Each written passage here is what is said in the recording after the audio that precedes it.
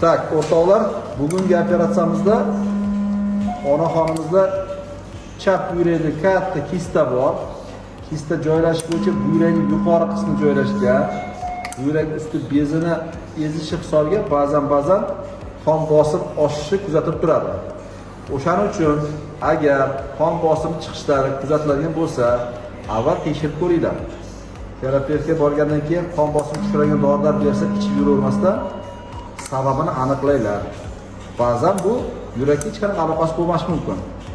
Ya'ni buyrak usti bezidagi kistalar bo'lishi mumkin.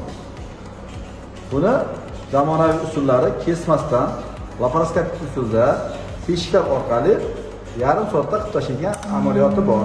Operatsiyasi bemor 1 kun 2 kunda uyiga javob beriladi.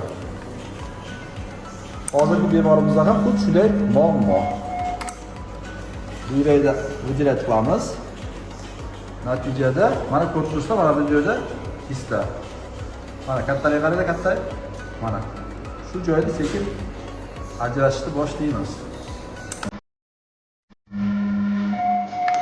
Mana. Bu kista.